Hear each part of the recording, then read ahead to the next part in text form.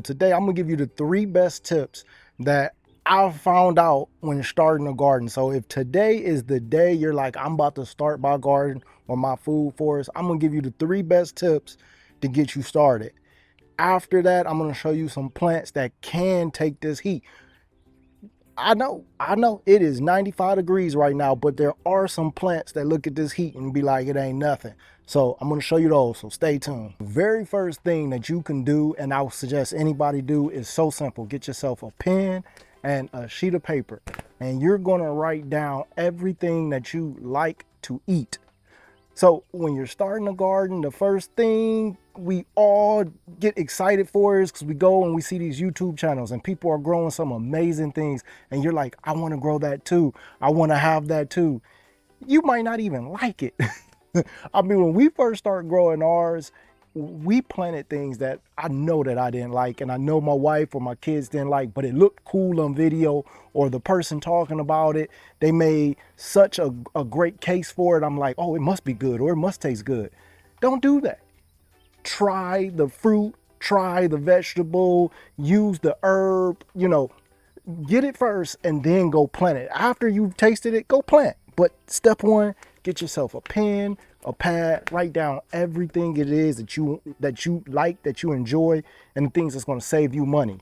After that, after you have that column put down, go over your budget. Talk about budget. How much are you willing to spend on your garden? Eventually it's going to end up being a food forest. That's just what happens. Gardens are like tattoos. You get one and you say this is going to be the only one. You go back for a second, third, and same thing. Watch for your garden. You put one plant in, or one herb, one anything, more happen. Before long, you got a food forest. But that's a good thing. So write down on a sheet of paper one side the things that you like to eat. On the second side, start thinking about your budget. Have your budget in mind. The second thing that I would say is to walk your backyard and learn your backyard, because I know what you're thinking. Like, I've been living in my backyard, or I've been living in my house for a long time, so I know my property. But do you really? Do you know where the cold spots are come January, and it is like maybe a 5 to 6 degree difference, and that can make the world of difference in your tropicals? Do you know where the heat is in your backyard, where everything's getting cooked? Have you actually stood underneath some trees and felt the shade where you're like, oh, this can get planted here? Do you know where the wind is? Because a lot of times in our backyard, we have certain areas that are so windy that they're just wrecking anything that you put back there. You have to know these spots. You have to know where your flood zones are in your backyard. We have certain spots in our backyard that just naturally accumulate water. They flood. You have to know this. So spend a couple days to actually go outside in your backyard, walk it, learn it, take notes. Learn your backyard before you start putting anything in the ground, and before you start buying trees, plants, whatever. Learn your backyard. That's number 2. The third one is learning your soil. Now, when you're first starting out, you think that your dirt is just dirt, it's just dirt, it's just dirt. And you don't understand what good soil really means for your plants and for your overall health too, your nutrition. That's the reason why a lot of us now, we're not getting the minerals in our food anymore, because the soil is so depleted and so lacking of minerals. So that's something that you're just gonna have to learn. Soil. Do you have sandy soil? Do you have clay? What type of soil do you have? Go in your backyard, put your hands in the dirt, pick it up and look and learn what type of soil you have. After you learn your soil, it's going to unlock so many different things for you, because now, along with those first 2, you can start doing your homework. You can start doing some research, and you can start really learning what you're able to grow, what you're able to put in the dirt, and it's just going to change everything, and it's going to save you a lot of time and money. Now, to get good soil takes time. Like right now, you probably do have just dirt. To actually get soil that's going to grow a variety of different things, where you're using less fertilizer and it's just healthier food for you, it's going to take a while. But you have to know what you got first before you start. So those are my top 3 things. Let me know in the comments what your top 3 things are. And I'm answering these. Well, I'm putting this out here because I've had so many questions last week on the top 3 things. Everybody's asking me, you know, they're just getting started, and it's a lot of new homeowners. So a lot of people have went out now and they've bought a house, and now they're watching videos like mine, like my wife's, and you're like, I want to get started in the garden. And I commend you. That is great. That's exactly what we did when we got our home too. So yeah, do those 3 things first, and I'm gonna have some more videos helping you out with the rest of the steps. All right. But now the next thing is, a lot of people are asking me, what is growing in that heat? Is it not hot where you're at? Yes, it's hot. You see I'm sweating now. It's 95 degrees right now. So it's hot. But yes, we still have things that's growing perfectly fine, even in this heat. It doesn't even matter. And let me show you some of those things that you're probably growing, or you can grow too. Let's go through them. It's a few things that's taking this heat and our food forest perfectly fine. You would not even be able to tell that it's been 95 degrees every single day for a few weeks now. You wouldn't even be able to tell. And let's go visit some of these crops so you can see.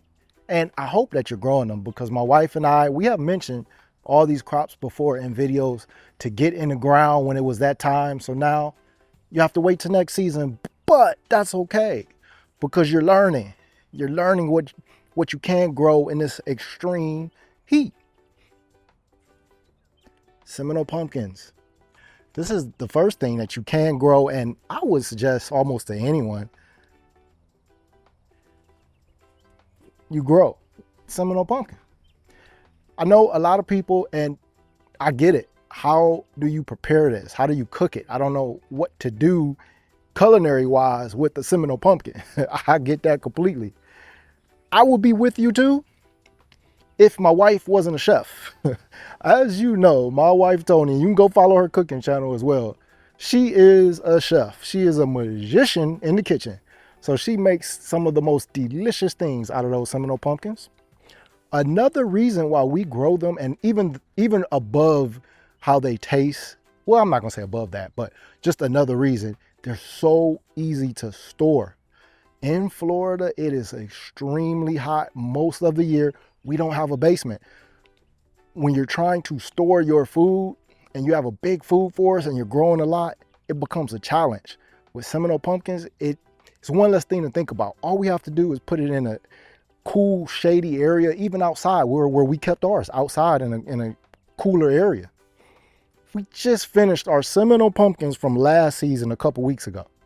That lets you know how well they store. So you're going to get a great shelf life out of them. So that's the first one right there. It is heating up.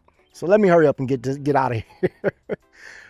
This next one, my wife and I, we fell in love with last year. Do you see it behind me? We fell in love with it. It tastes so good, so good. And that's cassava. Easy to grow. The heat means absolutely nothing to it. Fast growing.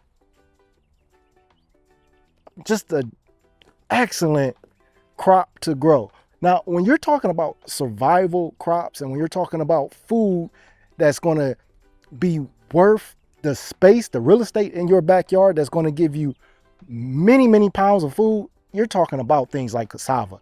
When you pull up yes, you have to pull it up. The food is underground. But when you pull it up and you get all those tubers, I mean, it's going to blow your mind how much food. It takes a little prep that goes into it, and you can't just eat it right away, and you're not teeing the leaves or nothing, because it is toxic. So you have to cook it.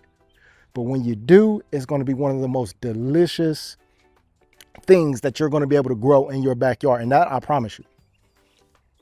I have another one for you. This, you've probably seen it in a lot of videos and we're like, what is that growing? But yes, it's muscadine. And it is muscadine grape season. So muscadines, they grow perfectly fine in this heat. They have no issues whatsoever. And just like most vine plants, it is hard to contain. So we pruned that back big time, and it still took off like that. I mean, we're going to have more muscadines than we know what to do with it. This year, we're going to try to make some wine. We're going to give a lot away to neighbors, to family, friends, our kids. You know, when they're ready, they're going to come out and snack on them like crazy. But muscadines are just excellent to grow in this heat. If you're growing it, let me know what variety that you're growing. I hope that this video was very helpful to you. And if you're new to gardening, remember those 3 things at the beginning that I said. Write down the things that you really enjoy eating on a sheet of paper. Write everything down that you enjoy, your kids enjoy, or whoever you're trying to feed from your backyard, front yard, wherever you're growing your food, enjoy. That way, you're not going to the store and you're just buying everything. You actually have a plan. Also, don't just put things in the ground because somebody said it tastes good. Actually test the fruit or the vegetable or the herb. Test things before you go planting, wasting time. And if you're like us and you don't have an acre in your backyard and you have a smaller backyard, real estate is prime. Like don't waste space for something that you've never even tried. Second, you know, on that, well, still with the first one, you want to, on that other side of the piece of paper, write down your budget, because gardening at the beginning is somewhat of just a hobby, and it could be a very expensive hobby that's going to turn into a very expensive lesson for you if you're just throwing everything in the ground and things are dying because it's not in your zone. You don't want to do that. So write down your budget and try to stick to it the best you can. My wife and I have made a ton of videos helping you out to stick to that budget and not make this so expensive.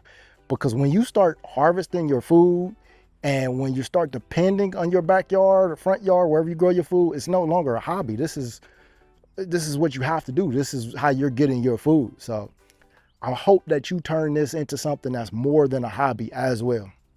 The second thing, walk your backyard, learn your spots, learn where it's extremely hot, learn where you have shade, learn where your wind picks up in your backyard that can rip plants up, learn where your flood zones are in your backyard, learn your backyard. That's definitely number 2. And number 3 is your soil.